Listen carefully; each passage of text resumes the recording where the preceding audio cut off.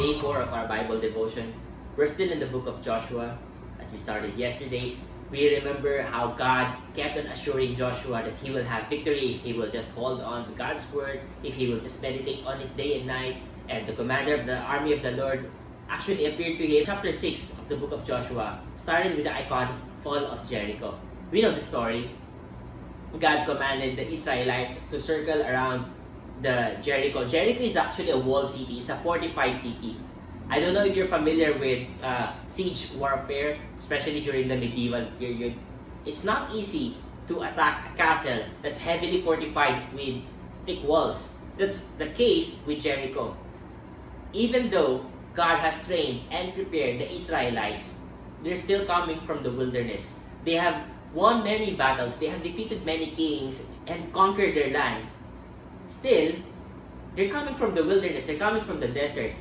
They do not have the necessary weapons and they do not have the necessary skills for a siege warfare.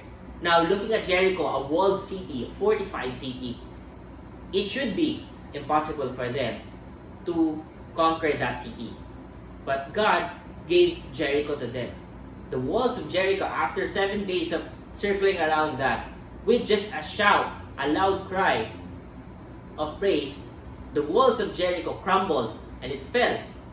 And you can see here the power of God really guiding them. See, this is the victory that God assured Joshua. So they conquered the city of Jericho. And chapter 7, an anomaly happened. Actually, from chapter 6 to chapter 6 to chapter 21, the Israelites would encounter lots of battles. They will keep on fighting because what they're trying to do is trying to drive away, trying to conquer the land by really conquering, destroying all the inhabitants there to take the land for themselves because God promised that land to them. And it's a constant battle and they will keep on having victories, but it will be a long battle. But an anomaly happened in chapter 7 because even though God assured them of victory, suddenly Joshua found the army of the Israelites defeated in a place called Ai.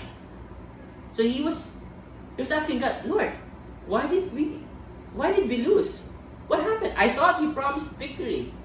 And what they found out is that there's this man who committed a sin. His name is Achan. What happened to Achan is that he got greedy. They were asked to destroy everything. Totally destroy them. Just make the land devastated. Because they're supposed to start anew. They're supposed to start fresh.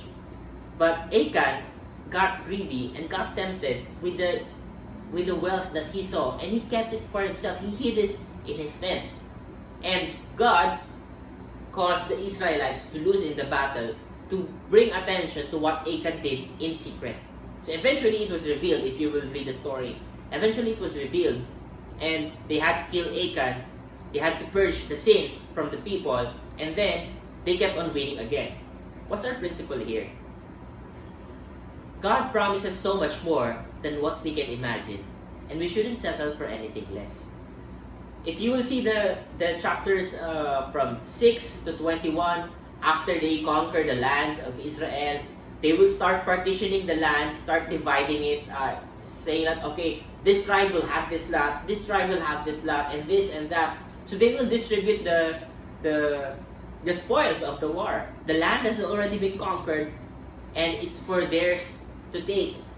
And then, it's just wise for us to remember this one instance in chapter 7 where one man sinned, got greedy, got tempted, and he lost sight of God's promises.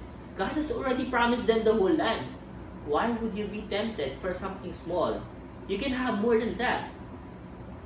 So if only we will focus on God's promises, the things that we see in our lives, you see the gadgets that you see, the promotion, the money, the position, everything in this world, they look good, they look tempting, but all of them pale in comparison to what God promises you.